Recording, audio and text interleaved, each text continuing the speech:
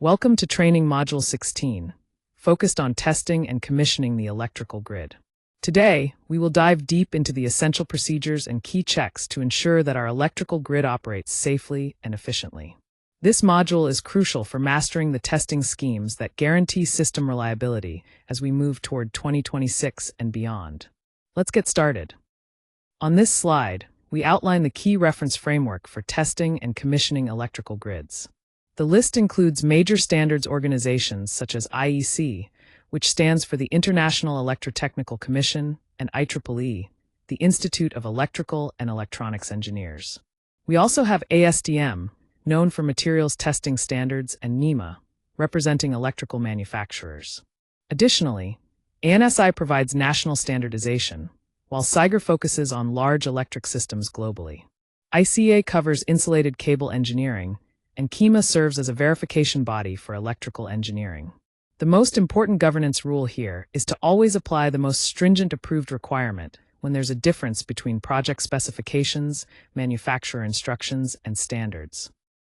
It's essential to record which reference was used for each test result, so future reviewers have a clear traceability of why a particular result was accepted. This ensures both accuracy and accountability in our commissioning process. Here we have the general instructions for the scheme check during the testing and commissioning of the electrical grid. This covers a wide range of components including panels, local control centers, relay and control panels, as well as busbar protection systems. It also includes automatic bus transfer schemes, access control systems, common alarms, synchronizing mechanisms, and remedial action schemes. These instructions are essential to ensure everything is functioning correctly and safely before the system goes live. Following these guidelines carefully is key to a successful commissioning process. On this slide, we focus on the essential process of testing and commissioning an electrical grid, specifically through a scheme check. The primary goal here is to ensure that control, protection, interlock, indication, and alarm logic all align perfectly with the approved drawings and the operating philosophy. We reference several critical documents such as commissioning procedures, wiring instructions, approved schematics, and relay settings, which provide the framework for this work. The instruments used include digital multimeters, continuity testers, calibrated DC supplies, simulators, secondary injection sets, and laptops for HMI access, tools necessary to conduct thorough and accurate tests. The step-by-step testing script outlines a rigorous approach, starting with reviewing all relevant instructions and diagrams before any field activity. Next, safety measures like applying lockout/tagout and setting work boundaries are emphasized to protect personnel. Then comes a detailed inspection of panel wiring and components to verify integrity and connections. Following that, we systematically check each command, permissive, interlock, alarm, and indication against the schematics. Input signals are simulated one at a time to confirm that every output relay, alarm, breaker indication, timer, and operator display behaves as expected. It's crucial to confirm that any abnormal states are fail-safe, preventing unintended trips or incorrect indications. The process concludes with restoring all settings, clearing alarms, documenting discrepancies with evidence, and obtaining a witness sign-off. The acceptance criteria validate that the scheme fully complies with approved wiring and function logic, ensuring no unsafe or unintended operations are left. Finally, the result package includes all reference schematics, signed inspections, test records, simulator results, HMI screenshots, logs, photos, and punch list closures. A key hold point mandates that the client or operations representative must witness and confirm that the panel status is normal, controls are restored, alarms cleared, and configuration is as left before the panel is released. This comprehensive approach guarantees safety and reliability in electrical grid commissioning. Here we have the first part of the schematic reference for the Automatic Bus Transfer System, or ABTS. This section focuses on the testing and commissioning of the electrical grid, specifically highlighting Case 1, where the incoming feeders are closed and the bus section breaker BS32 or S320 is open. This setup is critical for ensuring proper operation during grid transfer scenarios. The details here are drawn from the Commissioning Manual number 16 to 2.1, which guides the procedures to verify and validate the system's performance. Understanding this configuration is essential for safe and reliable commissioning of the ABTS. This slide presents the detailed test script for the Automatic Bus Transfer System, or ABTS scheme check. It focuses on verifying key functions such as transfer, blocking, timer behavior, and breaker state response under a specific condition where the incomers are closed but the bus section is open. The test references include approved wiring instructions, logic diagrams, and operational philosophies to ensure accuracy. The required instruments cover everything from secondary injection test sets to digital timers and breaker simulators to replicate real-world conditions safely. The test itself follows a clear, step-by-step approach. It starts by confirming the health and settings of the ABTS controller, and then carefully establishes the initial breaker and bus section statuses. Simulation of different fault conditions is done next, observing the system's decision-making, transfer commands, and ensuring parallel transformer limits are respected. Multiple scenarios are repeated for various incomer and bus section combinations, including no-action and manual reclose cases, to cover all possibilities. After each simulation, alarms, event sequences, and system statuses are verified, and once testing is complete, the configuration is restored, all alarms cleared, and all measurements and observations documented. Acceptance criteria emphasize that the ABTS response must align perfectly with the approved case table, activating only the intended breakers and returning the system to a safe, normal state. Finally, the result package includes comprehensive evidence like status screenshots, event logs, and witness sign-offs, with a hold point ensuring commissioning or operations teams confirm that there are no incorrect operations or active alarms before service release. This ensures system reliability and safety before going live. Here, we focus on the Automatic Bus Transfer System scheme as part of the testing and commissioning process for the electrical grid. This slide refers specifically to the schematic for Case 2 and Case 3, which deal with incomer faults and the bus section transfer logic. Understanding this schematic is critical for ensuring the system operates reliably during fault conditions. Following the guidelines in Commissioning Manual number 16 to 2.2 will help us verify that the transfer logic functions correctly and safely, minimizing downtime and maintaining power stability. This slide covers the Automatic Bus Transfer System, or ABTS Test Script, Part 2. The main objective here is to verify critical functions such as transfer, blocking, timers, and breaker state responses specifically for Case 2 and Case 3 scenarios, including incomer faults and bus section transfer logic. We rely on key references like the approved ABTS logic documents, single-line diagrams, breaker status matrices, and operating philosophies to guide our tests. The essential equipment includes a secondary injection test set or voltage simulator, digital multimeter, breaker simulators, digital timers, ABTS controller access, DC supply, and all approved test sheets. The procedure breaks down into a clear step-by-step script.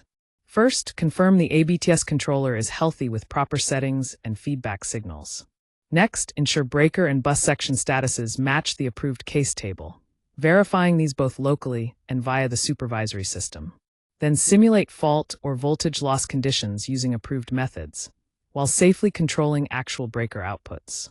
You carefully observe the system's decision-making process, timer operation, and blocking logic, checking that transformer parallel limits aren't exceeded. This is followed by repeating tests for all specified breaker and bus section combinations, including no-action and manual reclose scenarios where applicable. After each simulation, verify alarms, event sequences, status updates, and ABTS health indicators. Finally, restore the system back to its initial configuration, clear alarms, and record all relevant measurements, status changes, and witness comments. The acceptance criteria demand that the ABTS responses align perfectly with the approved case tables, only operate intended breakers, respect parallel transformer limits, deliver correct alarms, and safely return to normal conditions. All results including case tables, status screenshots, timer and event logs, control outputs, and witness sign-offs form the evidence package. A critical hold point requires commissioning or operations witnesses to confirm no incorrect paralleling, trips, closes, or lingering alarms before service release. This structured approach ensures the ABTS performs reliably and safely under all tested scenarios. On this slide, we focus on the testing and commissioning of the electrical grid, specifically looking at the Automatic Bus Transfer System, or ABTS. Here, we review the schematic reference for Part 3, which covers Case 4. This case is critical because it involves all bus sections being closed, creating a maximum parallel condition scenario. Understanding this logic is essential to ensure the system operates reliably during actual grid conditions.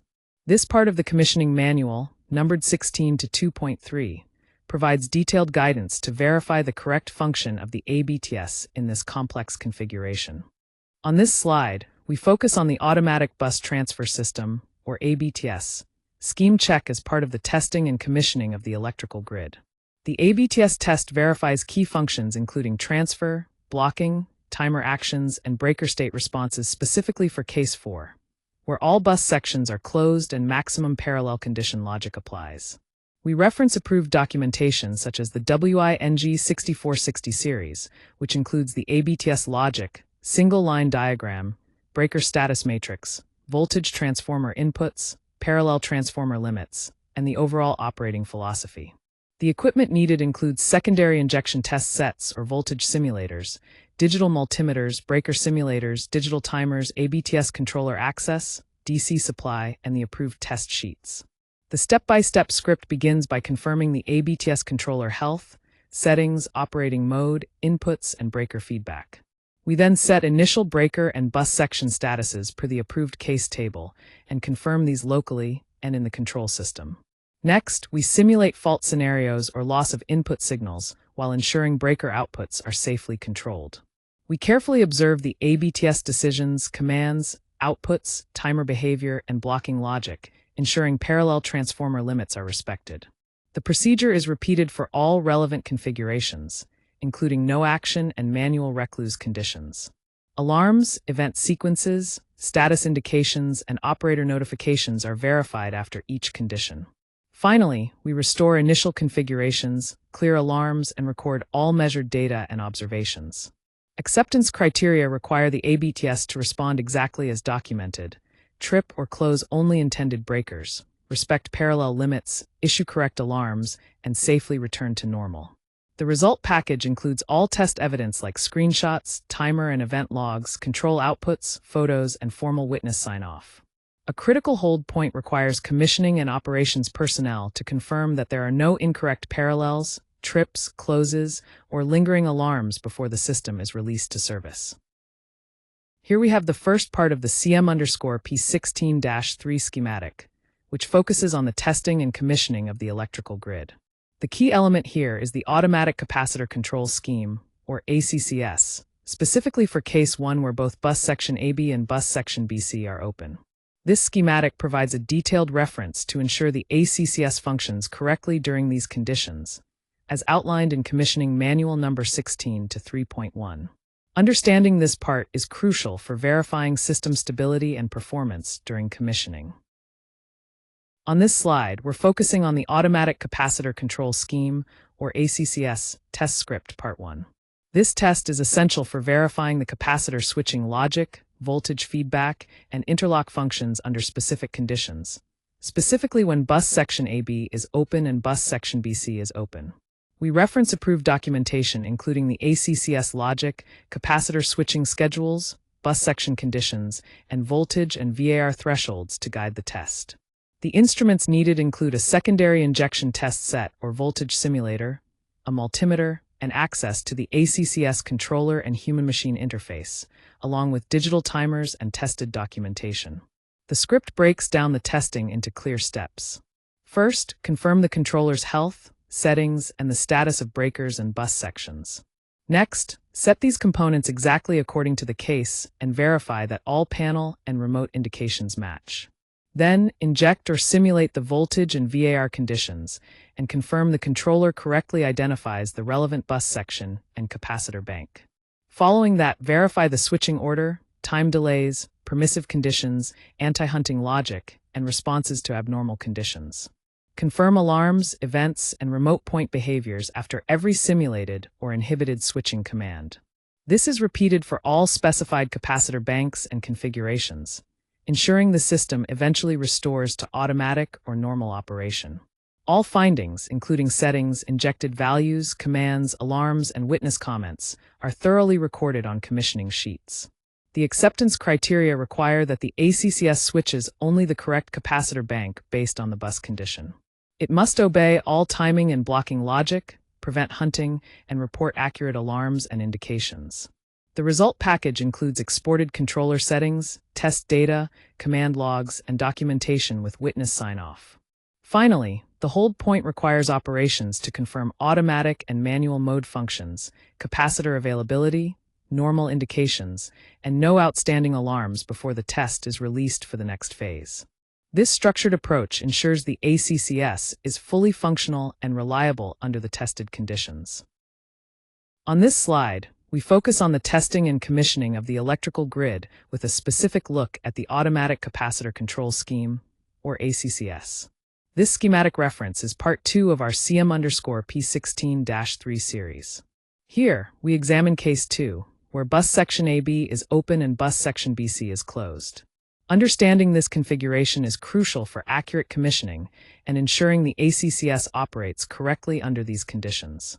The procedures are detailed in Commissioning Manual number 16 to 3.2, which serves as our guide through these checks. This slide covers the Automatic Capacitor Control Scheme check, or ACCS test script, specifically for Case 2, where bus section AB is open and bus section BC is closed. The purpose here is to verify the capacitor switching logic, voltage feedback, and interlocks under these conditions. We start by ensuring the ACCS controller is healthy and all settings, breaker statuses, and voltage transformer mappings are confirmed. Then, we set the bus section and capacitor breaker states exactly as specified, making sure local and HMI indications match. Next, we inject or simulate the required voltage, VAR, or power factor conditions to check that the controller correctly evaluates the bus section and capacitor bank. We then verify the sequence of switching on and off, the timing delays, permissive and anti-hunting logic, and responses to abnormal or unavailable bank conditions. It's crucial to confirm alarms, events, indications, and remote point behavior after each command, whether it's executed or inhibited. This process is repeated for all specified capacitor banks and bus section configurations, ensuring restoration to normal or automatic modes.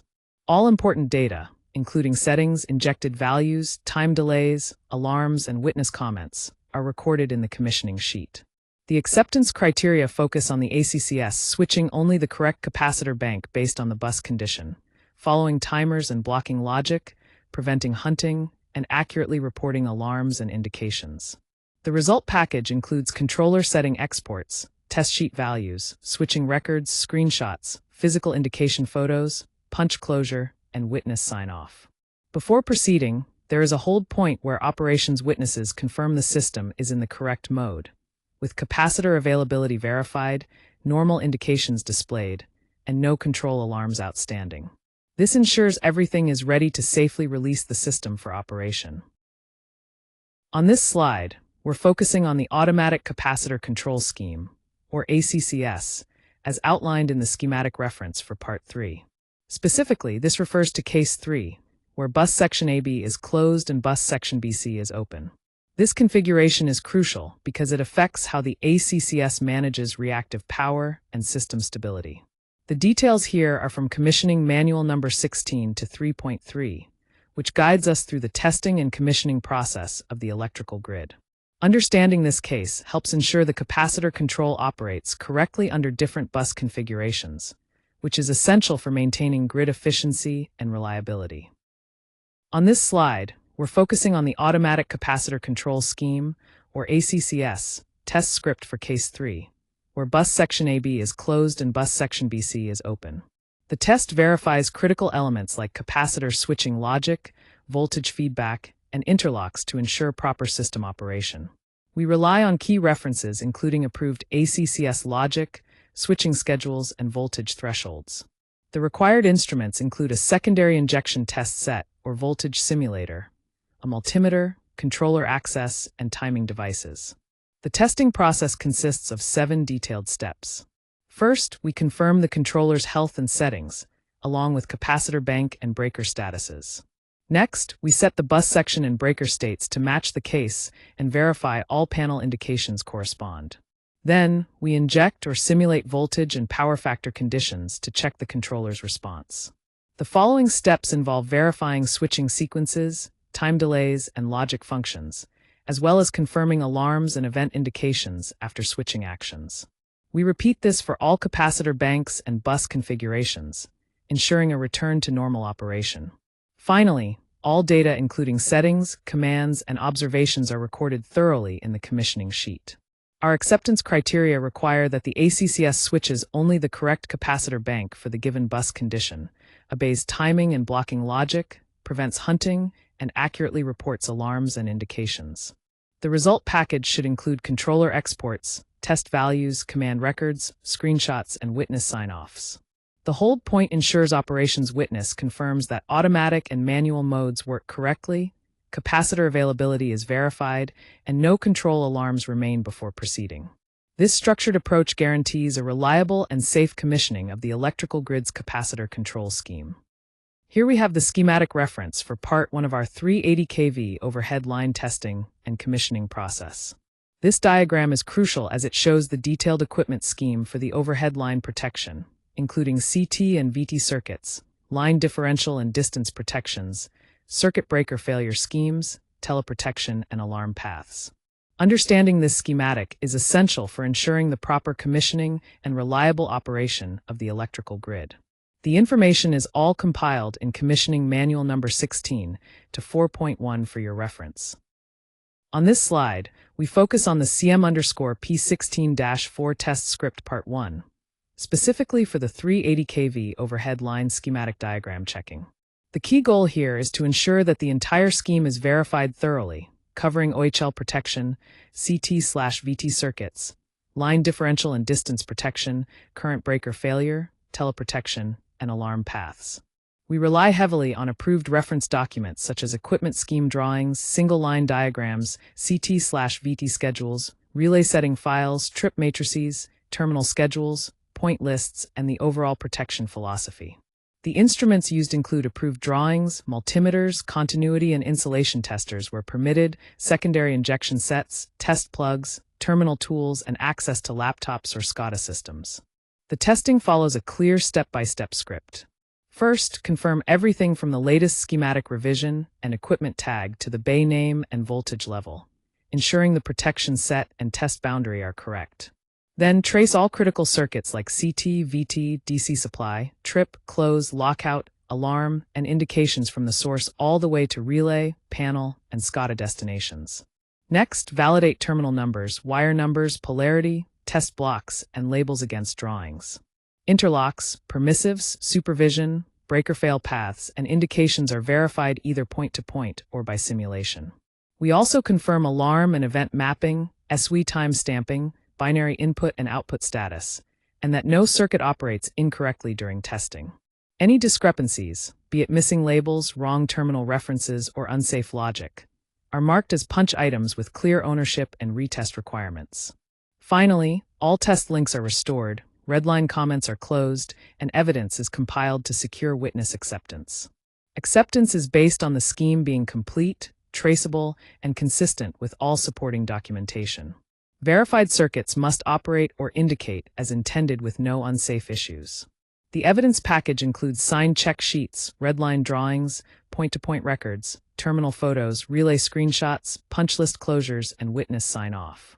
Importantly, this entire process includes a hold point where engineering, commissioning, and operations witness confirm that the drawings, wiring, protection logic, and panel status are fully aligned before releasing the system for operation.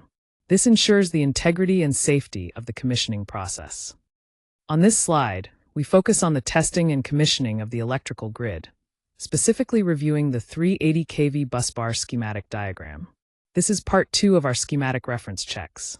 Here, we examine critical elements like busbar protection, the selection of bay current transformers, isolator positions, as well as busbar protection sets 1 and 2, circuit breaker failure protection, and spare circuits. These details are essential to ensure the system operates safely and reliably before it goes live. All procedures and references come from Commissioning Manual number 16 to 4.2. On this slide, we focus on the 380 kV busbar schematic diagram checking test script, part 2 of the commissioning process. This drawing-based scheme check is essential for validating busbar protection, bay current transformer selection, isolator positions, and other critical circuits like CBF and spare circuits. We rely on a reference set, including approved equipment scheme drawings, single-line diagrams, CT/VT schedules, relay setting files, and the overall protection philosophy to guide us through the process. The instruments and equipment required include approved drawings, multimeters, continuity testers, insulation testers where allowed, secondary injection sets when necessary, test plugs, terminal tools, and access to laptops or the control system interfaces. Now, the step-by-step testing script outlines 7 key steps, starting with confirming the latest schematic revision, equipment tags, bay names, voltage levels, protection sets, and test boundaries. Next, we trace all critical circuits from source terminals to relays and control panels, ensuring every connection aligns precisely with the documentation. We then verify terminal and wire numbers, polarity, shorting links, test blocks and labels, and check interlocks, permissives, blocking inputs, and supervision paths either point-to-point or via simulation. Alarm and event mapping receives careful attention to confirm proper SOE time stamping and command inhibition for safe testing. Any discrepancies or unsafe logics are marked as punch items with clear ownership and retesting requirements. Finally, all test links are restored, redline comments closed, evidence attached, and witness acceptance obtained to confirm the as-left schematic and panel status. The acceptance criteria demand the scheme be complete, traceable, and consistent with the schematic, schedules, and relay settings. Every verified circuit must operate or indicate correctly with no unsafe issues. Our result package includes signed check sheets, redline drawings, detailed records, terminal photos, screenshots, and punch list closure documentation. Importantly, there's a hold point where engineering, commissioning, and operations witnesses must confirm full alignment of drawings, wiring, protection logic, and panel status before releasing the equipment for operation. This meticulous approach ensures a safe and reliable electrical grid commissioning process. Now let's focus on the testing and commissioning of the electrical grid, specifically the 132 kV overhead line and underground cable schematic. This part covers the detailed equipment scheme references for line or cable protection, including CT and VT circuits, teleprotection systems, cable functions, and remote indications. These elements are crucial for ensuring the reliability and safety of the grid during commissioning. This information aligns with Commissioning Manual number 16 to 4.3, providing a comprehensive guide for thorough schematic checking. This slide focuses on the testing and commissioning of the electrical grid, specifically the 132 kV overhead line and underground cable schematic diagram checking. The key purpose here is to ensure that the line or cable protection, CT and VT circuits, teleprotection, cable functions, and remote indications are all thoroughly verified. We rely on a set of approved references, including equipment scheme drawings, single-line diagrams, CT/VT schedules, relay setting files, and protection philosophy documents to guide this process. Instrumentation involves approved drawings, multimeters, continuity and insulation testers, secondary injection sets, test plugs, terminal tools, and digital access through laptop, HMI, or SAS interfaces. The testing script follows a detailed step-by-step approach. First, we confirm the latest approved schematic revision and all relevant equipment and boundary details. Then, we trace all circuits from terminals to relays and panels, checking terminal numbers, wire numbers, polarity, and other key elements against the drawings. Interlocks, permissives, supervision paths, and remote indications are verified either point-to-point or through simulations. We also confirm alarm and event mappings, ensure time stamping is accurate, and check that any circuits that must stay inactive during testing remain inhibited. Any discrepancies, missing labels, or unsafe logic are documented as punch items that require resolution. Finally, we restore all test links, resolve redline comments, attach supporting evidence, and obtain witness acceptance on the as-left schematic and panel condition. The acceptance criteria demand that the scheme is complete and consistent with all reference documents, with all circuits functioning or indicating correctly and no unsafe issues. The result is a comprehensive evidence package including signed check sheets, redline drawings, point-to-point records, photos, screenshots, punch list resolutions, and witness sign-off. Before release, a hold point requires confirmation by engineering, commissioning, and operations witnesses that all drawings, wiring, protection logic, and panel status are fully aligned and verified. This ensures a safe and reliable handover of the system. On this slide, we're focusing on the testing and commissioning of the electrical grid, specifically the 380 kV power transformer protection scheme. This part of the schematic covers several critical protection functions, including transformer differential, restricted earth fault, on-load tap changer controls, temperature monitoring, trip paths, and the intertrip and alarm logic. Understanding these elements is essential for ensuring the reliable and safe operation of the transformer during commissioning. This detailed reference is Part 4 of the CM_P16-4 series and is documented in Commissioning Manual Number 16 to 4.4. On this slide, we're focusing on the comprehensive testing and commissioning process for the 380 kV power transformer protection scheme. The key test verifies critical protections such as transformer differential, REF or earth fault, OLTC, temperature monitoring, trip pathways, and intertrip or alarm logic based directly on the approved drawings. We rely on a variety of reference documents including work instructions, approved scheme drawings, single-line diagrams, CT and VT schedules, relay setting files, and more to guide this process accurately. The instruments and equipment required for these tests include approved drawings, multimeters, continuity and insulation testers where allowed, secondary injection sets, test plugs, terminal tools, and access to laptop or HMI systems with the redline register on hand for documentation. The step-by-step script starts by confirming the latest approved schematic revision and verifying all equipment tags, bay names, voltage levels, and test boundaries. Then we methodically trace all circuits from source terminals to relays, panels, and system access points, checking terminal numbers, wire numbers, polarity, shorting links, and panel labels against the drawings. Further, the process includes verifying interlocks, permissives, blocking inputs, supervision features, breaker fail paths, and remote or local indications either point-to-point or via simulation. Alarm and event mapping are confirmed alongside SW time stamping, binary status, and any command inhibitions to ensure no unintended operations during testing. Any discrepancies, such as missing labels or conflicting logic, are noted as punch items with clear ownership and retest requirements. Before completion, all test links are restored, redline comments closed, evidence attached, and witness acceptance obtained to confirm the as-left schematic and panel status. The acceptance criteria emphasize that the entire scheme must be complete, traceable, and consistent with all reference documents, with every verified circuit operating or indicating correctly and safely.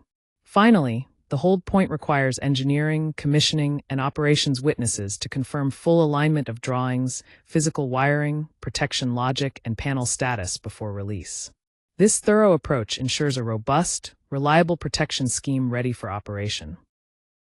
Here, we focus on the testing and commissioning of the electrical grid, specifically looking at the 132 kV power transformer protection scheme. This schematic, Part 5 of the reference series, details the equipment scheme used for transformer protection, metering, breaker trip functions, on-load tap changer operations, auxiliary alarms, and panel interface logic. The goal is to ensure that each component operates correctly and coordinates seamlessly within the overall protection system.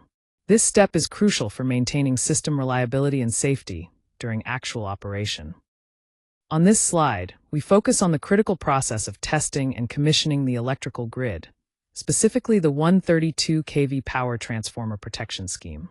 The goal here is to ensure that transformer protection, metering, breaker trip functions, OLTC, auxiliary alarms, and panel interface logic are all thoroughly verified through a detailed, drawing-based scheme check.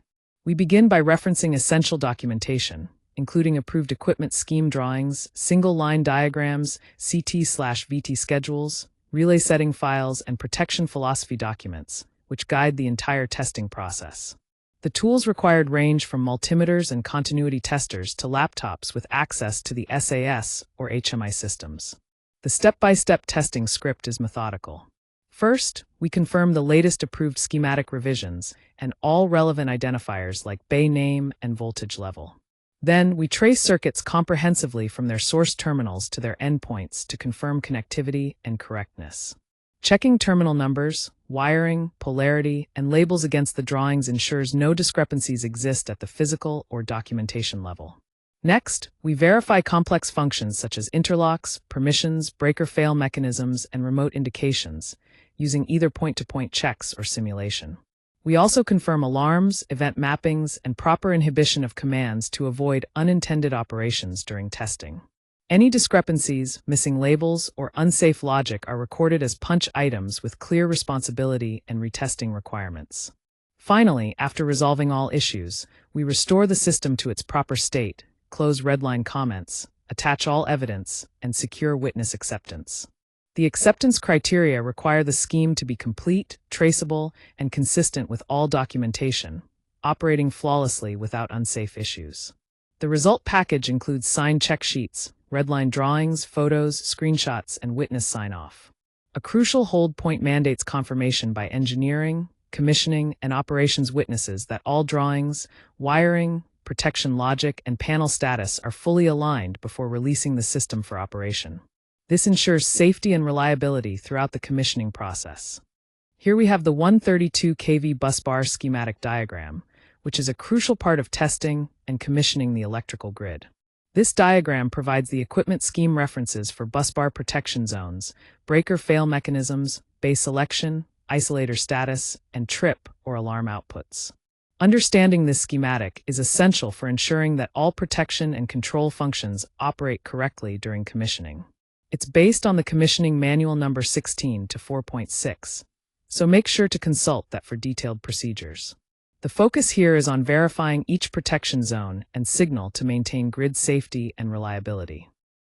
This test script focuses on the comprehensive checking of the 132 kV busbar schematic diagram. It ensures that busbar protection zones, breaker failure, base selection, isolator status, and trip or alarm outputs are all correctly verified. We start by confirming the latest approved schematic revision and relevant equipment details. Then we trace circuits for CTs, VTs, DC supply, and various control and indication paths from their source terminals all the way to relays, panels, and SAS or HMI destinations. Next, we check terminal and wire numbers, polarity, test blocks, protection function numbers, and panel labels to ensure consistency with the drawings. We also verify interlocks, permissives, supervision, breaker fail paths, and remote or local indications through point-to-point checks or simulations. Alarm and event mapping, SW timestamping, binary input and output statuses, along with command inhibition for circuits that must remain inactive during testing, are then confirmed. Any discrepancies found, whether missing labels, wrong references, conflicts, or unsafe logic, are documented as punch items with responsibility and retest requirements assigned. Finally, all test links are restored, redline comments closed, evidence attached, and witness acceptance obtained for the final schematic and panel condition. The acceptance criteria demand that the scheme is complete, consistent with the single-line diagram, terminal schedules, relay settings, and SAS points, with all circuits operating or indicating as intended without unsafe discrepancies. The result is supported by a comprehensive evidence package including signed check sheets, redline drawings, point-to-point records, photographs, relay screenshots, punch list closure, and a witness sign-off. A critical hold point ensures that engineering, commissioning, and operations all confirm alignment of drawings, wiring, protection logic, and panel status before release. This thorough approach guarantees the integrity and reliability of the electrical grid's busbar protection system. On this slide, we're focusing on the testing and commissioning of the electrical grid, specifically the 132 kV shunt-reactor protection scheme. This schematic, referenced as Part 7 in the CM_P16-4 series, covers all the critical equipment related to reactor protection. It includes the CT and VT circuits, temperature monitoring auxiliary protections, as well as the trip outputs and alarm systems. This comprehensive scheme ensures that the reactor is properly protected and all safety mechanisms are functioning before full operation. The process is detailed in Commissioning Manual Number 16 to 4.7, which serves as a key guide for this stage. This test script focuses on checking the 132 kV shunt reactor protection scheme, covering protection verification from CT and VT circuits to temperature monitoring, auxiliary protection, trip outputs, and alarms. We begin by confirming the latest approved schematic revision and verifying equipment tags, bay names, voltage levels, and test boundaries. Next, we trace all critical circuits from source terminals to relays, panels, and control systems, ensuring terminal numbers, wire numbers, polarities, and panel labels match approved drawings. We also verify interlocks, permissives, breaker fail paths, and remote indications through point-to-point checks or simulations, followed by confirming alarm mappings, timestamping, and inhibitory commands for safety during testing. Any discrepancies, missing labels, or unsafe logic found are documented as punch items with clear owners and retest requirements. Finally, all test links are restored, redline comments closed, and evidence compiled for witness acceptance of the as-left schematic and panel condition. The acceptance criteria require that the scheme be complete, traceable, and consistent with single-line diagrams, relay settings, and control system points, with all circuits operating safely and as intended. This process culminates in a hold point where engineering, commissioning, and operations witnesses confirm full alignment before releasing the system. Here we have the testing and commissioning process for the 132 kV capacitor-bank protection scheme, specifically Part 8 of the schematic reference. This section focuses on the equipment scheme reference, covering critical components such as unbalanced detection, switching operations, voltage and current transformers, as well as discharge, interlock, and alarm circuits. Understanding these elements is essential for ensuring the reliable operation and safety of the capacitor bank during commissioning.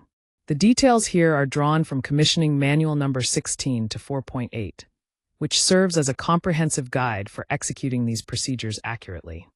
On this final slide, we focus on the detailed testing and commissioning process for the 132 kV capacitor bank protection scheme. The key objective here is to ensure that all parts of the protection scheme, including unbalance, switching, VT/CT, discharge, interlock, and alarm circuits, are thoroughly checked against the approved drawings and documentation. We start by confirming the latest approved schematic revisions and verifying all circuit details such as CT, VT, trip, and alarm paths from source terminals to relay and control systems. Next, we carefully examine terminal numbers, wire polarity, labels, and protection function numbers to ensure everything matches the drawings.